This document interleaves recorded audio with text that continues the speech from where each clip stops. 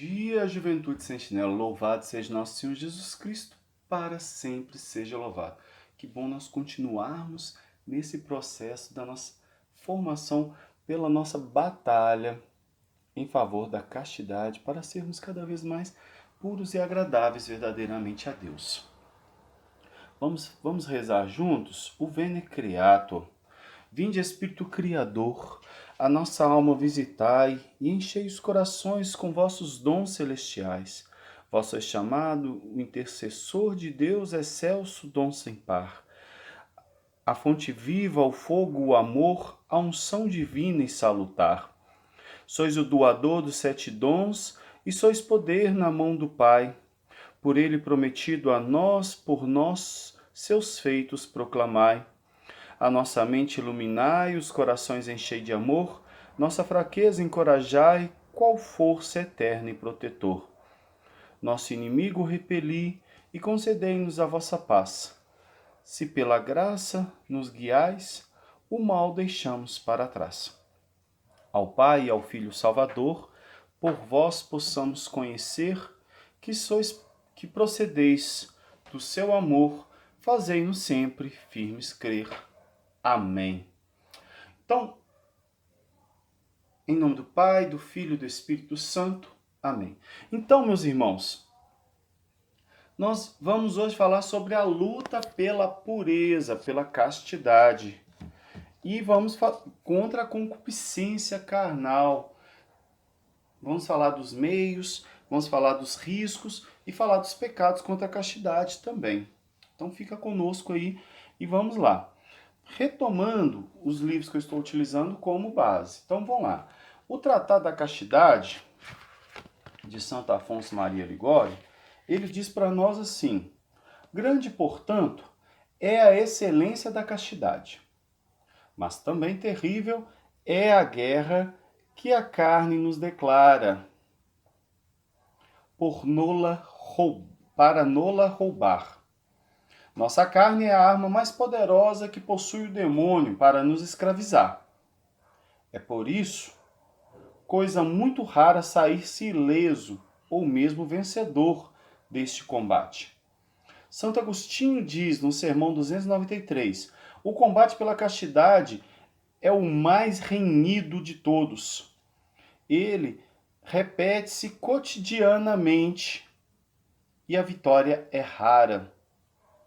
Quantos infelizes que passaram anos na solidão, exclama São Lourenço Justiniano, em orações, jejuns e mortificações, não se deixaram levar finalmente pela concupiscência da carne, abandonaram a vida devota da solidão e perderam com a castidade o próprio Deus. Por isso, todos os que desejam conservar a virtude da castidade devem ter suma cautela. É impossível que te conserves casto, diz São Carlos Borromeu, se não vigiares continuamente sobre ti mesmo, pois a negligência traz consigo muito facilmente a perda da castidade. Então, meus irmãos, nós estamos falando de uma luta aguerrida, porque ela é cotidiana, ela é diária. E aí vai ter dia que a gente perde, vai ter dia que a gente ganha. Mas a vitória já nasce do fato de nós querermos entrar na batalha, porque o Senhor entrará conosco. E Ele construirá. Como nós dissemos no último vídeo, às vezes acompanhado de quedas, de tropeços, de situações de pecado, nós vamos nos formando, nos forjando e aprendendo, porque nós permitimos que o próprio Deus nos levanta. Porque nós rezamos lá na missa, lá, né? Kyrie eleison, Cristo eleison, Senhor, levante-nos. Nós estamos caídos. Então, nessa certeza de que o Senhor nos levanta, nós seguimos caminhando. E aí, no Catecismo da Igreja Católica, a parte que fala do 9º mandamento, que também fala a respeito da castidade. Diz para nós lá o livro do Êxodo, 20:17. Não cobiçarás a casa de teu próximo, não desejarás sua mulher, nem seu servo, nem sua serva, nem seu boi, nem seu jumento, nem coisa alguma que pertença a teu próximo. Aí o Senhor Jesus já diz lá de novo em Mateus 5:28, todo aquele que olha para uma mulher com desejo libidinoso já cometeu adultério com ela em seu coração. Então, aí a igreja pega e separa esse mandamento de Deus que Moisés passou da mesma forma em 2 mandamentos. O cobiçar as coisas alheias passou para o 10º. E desejar a mulher do próximo ficou no 9º, porque ele é mais importante. E aí nós colocamos a mulher, mas considera-se o homem também, né? E aí nos cânons seguintes, 25, 2514 até 2516, diz para nós assim: São João distingue 3 espécies de cobiça ou concupiscência. A concupiscência da carne, a concupiscência dos olhos e a soberba da vida. Está lá na primeira carta de São João, capítulo 2, versículo 16. Conforme a tradição catequética católica, o 9º mandamento proíbe a concupiscência carnal. O 10º proíbe a concupiscência dos bens alheios. No sentido etimológico, a concupiscência pode designar qualquer forma veemente do desejo humano. A teologia cristã lhe deu o sentido particular de moção do apetite sensível que se opõe aos ditames da razão humana. O apóstolo Paulo a identifica com a revolta que a carne provoca contra o espírito. Provém da desobediência do primeiro pecado. Transforma as faculdades morais do homem e, sem ser pecado em si mesma, inclina-o a cometê-lo. Ou seja, a concupiscência por si só ela não é pecado. Todos nós temos. Mas ela nos leva ao pecado. E aí, para encerrar, já no homem, tratando-se de um ser composto, espírito e corpo, existe certa tensão, desenrola-se certa luta de tendências entre espírito e a carne. Mas essa luta, de fato, pertence à herança do pecado, é uma consequência dele. E, ao mesmo tempo, uma confirmação e faz parte da experiência do combate espiritual. Para o apóstolo, não se trata de discriminar e condenar o corpo, que juntamente com a alma espiritual constitui a natureza do homem e sua subjetividade pessoal. Ele quis tratar, sobretudo, das obras, ou melhor, das disposições estáveis, virtudes e vícios, moralmente boas ou más, que são fruto da submissão, no primeiro caso, das virtudes, fruto da submissão. Ou, pelo contrário, da resistência, no segundo caso, os vícios, à ação salvífica do Espírito Santo. Então, as virtudes são uma submissão à ação salvífica do Espírito Santo. Já os vícios é uma resistência à ação salvífica do Espírito Santo. Por isso, o apóstolo escreve: se, portanto, vivemos pelo Espírito, caminhemos também segundo o Espírito, em Gálatas 5:25. Então, nessa luta toda da gente compreender que essa concupiscência está conosco, é preciso nós compreendermos que há algo muito mais valoroso que nós guardamos, esse grande tesouro, que é a pureza. A pureza. E aí a gente vai falar um pouquinho sobre a luta, a purificação do coração.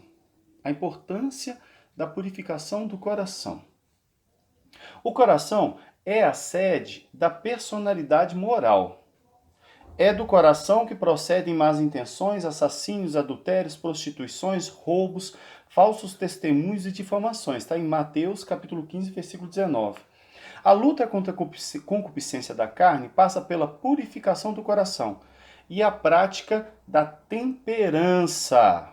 De novo, olha a temperança aí. Conserva-te na simplicidade, na inocência, e serás como as criancinhas que ignoram o mal destruidor da vida dos homens.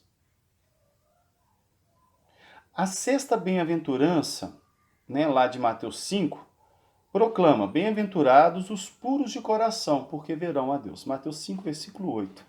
A expressão puros de coração designa aqueles que entregaram o coração e a inteligência às exigências da santidade de Deus, principalmente em 3 campos: a caridade, a castidade ou retidão sexual e o amor à verdade e a ortodoxia da fé. O amor à verdade e à fé. Existe um laço de união entre a pureza do coração, do corpo e da fé. Os fiéis devem crer nos artigos do símbolo, para que, crendo, obedeçam a Deus, obedecendo, vivam corretamente. Vivendo corretamente, purifiquem seu coração, e purificando o coração, compreendam o que creem. Isso aí é Santo Agostinho que vai dizer para nós. Então, é preciso nós purificarmos o nosso coração, porque um coração puro reflete em uma vida pura. E aí nós vamos falar agora sobre a luta pela pureza. Aí, nessa luta pela pureza, o catecismo vai nos dizer assim, ó, nos cânones 25, 20, né? 2520 a 2521, diz para nós assim: o batismo confere àquele que recebe a graça da purificação de todos os pecados. Mas o batizado deve continuar a luta contra a concupiscência da carne e as cobiças desordenadas. Com a graça de Deus, alcançará a pureza de coração. Primeiro, pela virtude e pelo dom da castidade, pois a castidade permite amar com um coração reto e indiviso. Segundo, pela pureza de intenção, que consiste em ter em vista o fim verdadeiro do homem, com uma atitude simples, o batizado procura encontrar e realizar a vontade de Deus em todas as coisas. Terceiro, pela pureza do olhar, exterior e interior, pela disciplina dos sentimentos e da imaginação, pela recusa de toda complacência nos pensamentos impuros que tendem a se desviar do caminho dos mandamentos divinos. A vista desperta a paixão dos insensatos. E quarto, pela oração. Eu julgava que a continência dependia de minhas próprias forças, forças que eu não conhecia em mim. E eu era tão insensato que não sabia que ninguém pode ser continente se vós não lhe concedeis. E sem dúvida mo teríeis concedido se com meus gemidos interiores vos ferisse os ouvidos e com firme fé depusesse em vós minha preocupação. Santo Agostinho, nas Confissões. Então presta atenção. Santo Agostinho ele era do grupo que acreditava que precisava ser puro para se aproximar de Deus. Mas aí Deus revela que não. Deus torna puro aquele que se aproxima dele. E aí, vamos terminar, né, o cano 2521. A pureza exige o pudor. Este é uma grande integridade da temperança. O pudor preserva a intimidade da pessoa. Consiste na recusa de mostrar aquilo que deve ficar escondido. Está ordenado à castidade, exprimindo sua delicadeza. Orienta os olhares e os gestos em conformidade com a dignidade das pessoas e de sua união. Então, o pudor ele protege o mistério das pessoas e de seu amor, convida a paciência, a moderação na relação amorosa. O pudor é modéstia. Inspira o modo de vestir, mantém o silêncio ou certa reserva quando se entrevê o risco de uma curiosidade malsão, doentia, né? Alguma coisa que não está muito bom ali, não está normal. Então dá um cala-boca às vezes na pessoa. Ainda que seja uma pessoa querida, também é bom. Né? Torna-se discrição. O pudor inspira um modo de viver que permite resistir às solicitações da moda. Então, quer dizer, não sai atendendo qualquer coisa desesperadamente. E a pressão de ideologias dominantes. Olha o que está acontecendo hoje em dia na nossa sociedade. A falta de pudor. Né? Coisas que são exclusas até mesmo citar, até mesmo aqui, mesmo que seja um vídeo não listado. Até porque tem coisas que os homens fazem que não se convém nem sequer comentar, como diz São Paulo. Falta o pudor. O pudor nasce pelo despertar da consciência do sujeito. Então é preciso nós formarmos os adolescentes, as crianças, no pudor, ensiná-los a terem pudor. Pudor. Não um medo, um excesso de, de outros sentimentos que possam, às vezes, desconcertar a pessoa, né? Como, por exemplo, o excesso de escrúpulos, que é outro que eu tô com ele aqui para ler. Então, um excesso de escrúpulo não vai ajudar, mas ter o pudor. O pudor é importante. E aí, nós vamos falar um pouquinho sobre a vigilância sobre os pensamentos. Aí eu volto agora para Santo Afonso. Então, a respeito dos maus pensamentos, encontra-se muitas vezes um duplo engano. Vamos falar dos dois enganos para falar sobre os maus pensamentos. O primeiro engano: almas que temem a Deus e não possuem o dom do discernimento e são inclinadas aos escrúpulos. Pensam que todo mau pensamento que lhes sobrevém é já um pecado. Elas estão enganadas, porque os maus pensamentos em si não são pecados, mas só e unicamente o consentimento neles. Nós vamos falar disso daqui a pouquinho. A malícia do pecado mortal consiste toda e só na má vontade que se entrega ao pecado com claro conhecimento de sua maldade e plena deliberação de sua parte. E por isso, Santo Agostinho ensina que não pode haver pecado onde falta o consentimento da vontade. Então é preciso nós termos isso em mente. Nem todo mau pensamento que passou quer dizer que ele seja um pecado por si só.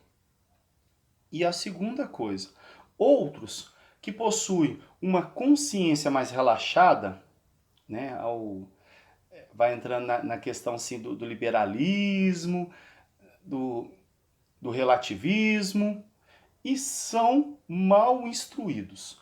Julgam, pelo contrário, que os maus pensamentos nunca são pecados, mesmo havendo consentimento neles, contanto que não se chegue a praticar. Este erro é muito mais pernicioso que o primeiro. O que se não pode fazer, não se pode também desejar. Por isso, o mau pensamento em si contém toda a malícia do ato.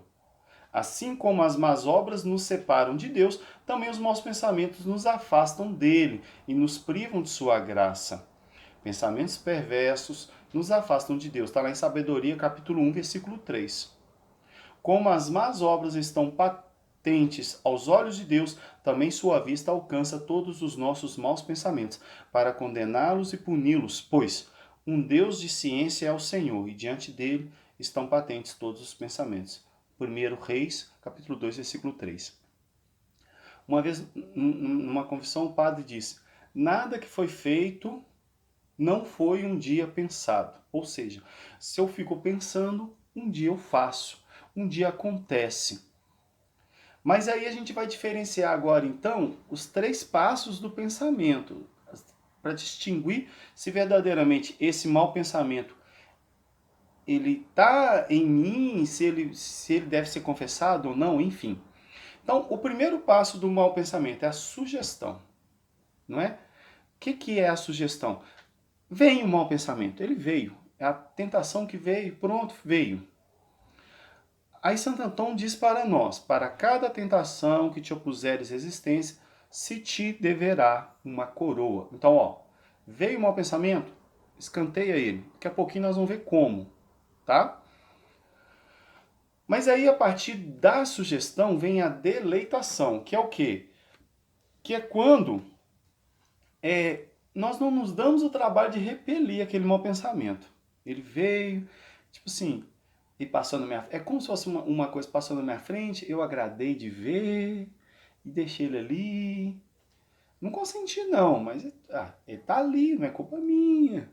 Vai dizer assim, Então, essa deleitação, Santo Anselmo vai dizer para nós: se não procurarmos impedir a deleitação, ela se transformará em consentimento e matará a alma. Então, nós chegamos no terceiro nível do mau pensamento, que é o consentimento, que é quando eu agrado do pensamento e dou asas para ele. Às vezes até ponho elementos naquela imaginação, ponho imagens lá dentro e vou pensando nas possibilidades e me deleito naquilo ali e torno aquilo ali agradável. Não preciso nem de fazer ato nenhum. Só de estar no pensamento já é pecado. E aí, é claro, dificilmente aquele pensamento que a gente não deu consentimento, ele não se tornará um ato libidinoso na nossa vida. Então a gente precisa ficar atento com o mau pensamento. E aí eu vou falar sobre os meios para combater o mau pensamento. Claro, né? A gente não apresenta só o inimigo, a gente apresenta meios para vencê-lo. Então, o primeiro, né, quem trouxe para nós esses meios para combater aqui é o próprio Santo Afonso, né? E aí ele traz para nós aqui: humilhar-se continuamente diante de Deus. Não confiar nas próprias forças, confiar em Deus, mostrar o seu fundo humano putefato, como por exemplo a gente vê lá no tratado a verdadeira devoção à Santíssima Virgem Maria, humilhar-se verdadeiramente, mostrar, ainda que seja a melhor atitude que a gente tenha, ela está contaminada por algum desejo ruim. O segundo meio, recorrer imediatamente a Deus. Veio, né? Não entre em diálogo com a tentação, corta logo, clama por Deus, clama pelo sangue precioso, faz uma oração, ainda que seja uma oração curta, Senhor, me livra disso, isso não me pertence, Senhor. Em nome de Jesus, estou livre, pelo sangue de Jesus, sei lá, faz uma oração, reza um Pai Nosso, reza um Creio Deus Pai. E a terceiro meio, é a recepção assídua dos santos sacramentos. Claro, primeira confissão e segunda comunhão. A confissão, São Felipe Neri vai dizer que uma tentação revelada já está meio vencida. E a comunhão está lá no livro de Zacarias, capítulo 9, versículo 17, é o vinho gerador de virgens. E o quarto meio é a devoção à Imaculada Mãe de Deus. Sobre os sacramentos nós vamos falar depois de novo, então não vou estender muito não. Todo um monte de santo que a gente conhece aí se santificou na escola da Virgem Maria. E o quinto, a fuga da ociosidade. Está lá no livro do Eclesiástico, capítulo 33, versículo 21. A ociosidade ensina muita coisa má. Então nós vamos continuar daqui a pouquinho, hein? Aí, é preciso também ter em mente que o emprego de todas as precauções exigidas pela prudência. Olha, outra virtude atuando na castidade. A modéstia dos olhos, a vigilância sobre as inclinações do coração e a fuga das ocasiões perigosas, etc. Então nós vamos falar de cada uma delas. Então, a modéstia dos olhos.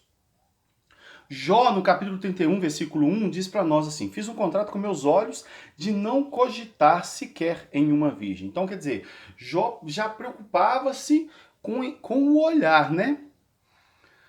O pensamento está inteiramente ligado ao olhar. Santo Agostinho vai dizer para nós assim: do olhar nasce o pensamento, e do pensamento a concupiscência.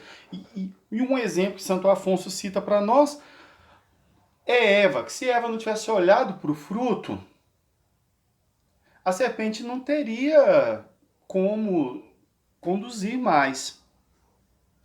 E aí, os olhos são as janelas da alma, né? A gente sempre diz isso, e de fato são as portas, né, de entrada.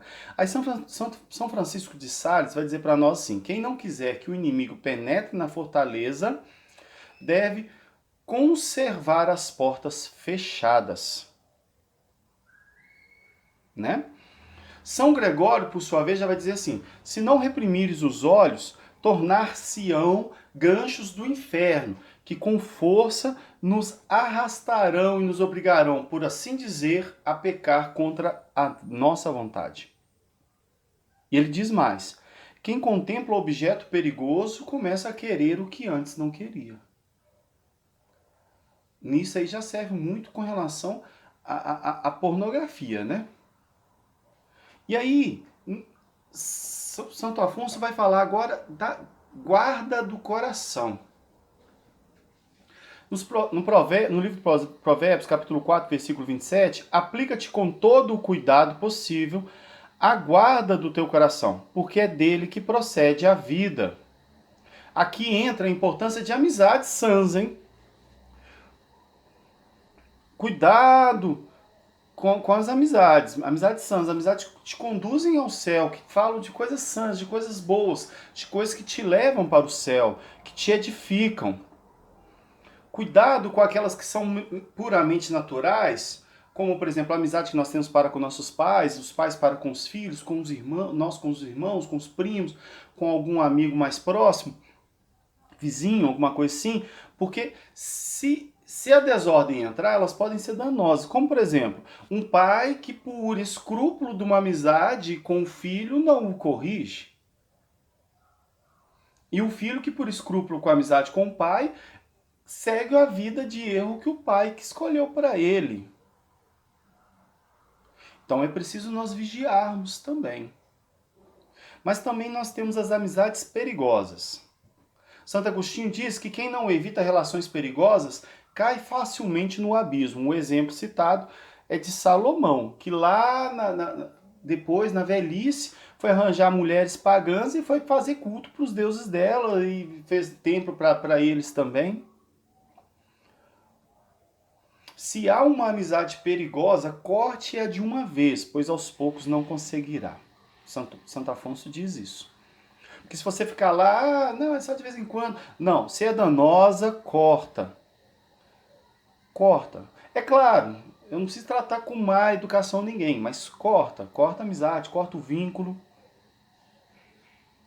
Cuidado com o amor exagerado. Muitas vezes nós amamos as virtudes da pessoa, os exemplos, enfim, e acabamos transferindo aquilo ali para a pessoa e nos apegamos àquela pessoa. E isso pode gerar, às vezes, até desconcertos, né? Eu já sofri situações assim que a moça mirava o que eu representava e me perseguia. Então é preciso ter cuidado com isso. São Boaventura vai dizer que tem 5 meses para reconhecer as amizades perigosas. Primeiro, conversas inúteis. Aí na vida religiosa, conversas inúteis pode entender até conversas longas, mas no nosso caso talvez não. Mas conversas inúteis, assuntos fúteis, assuntos que não são edificantes. Segundo, olhares e louvores mútuos. Quando começa com muito elogio, excessivamente demais, e aquele negócio, calma. Terceiro, se desculpam as faltas sem se corrigir. Sabe? Fica desculpando o tempo todo, mas não corrige a pessoa. Ó, você tá errado. Não, tem que falar. Quando tá errado, tá errado. É claro, não sai gritando com os outros, não, mas falar, tá errado. E quarto, se aparece ciúmes. Ciúme de amizade não é bom. Nem de namoro é bom. Então, tem que tomar cuidado. E quinto, se a separação causa certa inquietação, do tipo, a pessoa sumiu e aí você pega e fica inquieto. Pô, eu mando mensagem, não responde, não sei o quê, não sei o quê. Não, pera e calma. Cuidado. Né? Então, esses 5 elementos são importantes para identificar. No matrimônio, também deve ser guiado por uma vivência casta. Então, cuidado que o matrimônio não pode estar guiado pela concupiscência. Basta ler o livro de Tobias. Não somos os animais. Platão, sobre essa questão de amizades perigosas, vai dizer para nós assim: tomarás os mesmos modos daqueles com quem convives. Olha só, Platão já falava isso. E claro, aquela velha e o jargão de São Paulo, na primeira carta aos Coríntios, capítulo 15, versículo 33. Mas companhias corrompem bons costumes. Pronto. Presta atenção nisso.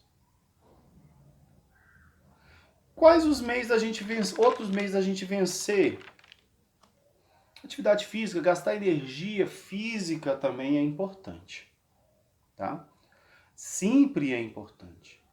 Lembra, a ociosidade leva a cair. Ofensas à castidade. Vamos falar sobre elas de uma vez para a gente poder já arrematar. A primeira que o catecismo levanta para nós é a luxúria, que é um desejo desordenado ou gozo desregrado pelo prazer venéreo. Essa luxúria, dela nasce, né, inclusive ela é um dos pecados capitais, né? Dela nasce praticamente todos os outros vícios relacionados à ofensa à castidade. Aí tem a masturbação, que é a excitação voluntária dos órgãos genitais, a fim de conseguir prazer venéreo. Tem um cano do catecismo que vai dizer para nós assim, 2352. Para formar um justo juízo sobre a responsabilidade moral dos sujeitos e orientar a ação pastoral, dever-se-á levar em conta a imaturidade afetiva, a força dos hábitos contraídos, o estado de angústia ou outros fatores psíquicos ou sociais, que minoram ou deixam mesmo extremamente atenuada a culpabilidade moral. Então presta atenção. O jovem, há processos que podem retirar a culpa, mas não significa que toda vez que o jovem recorre à masturbação não é pecado. Não quer dizer isso. Não quer dizer isso. Principalmente porque a maioria das vezes ele acaba acompanhando de pornografia, de maus pensamentos. Então, entendeu? Aí já não, aí já tem culpabilidade. É digno de confissão. E de arrependimento, claro. E por quê? Por quê? Porque faz a pessoa concentrar-se só em si mesmo.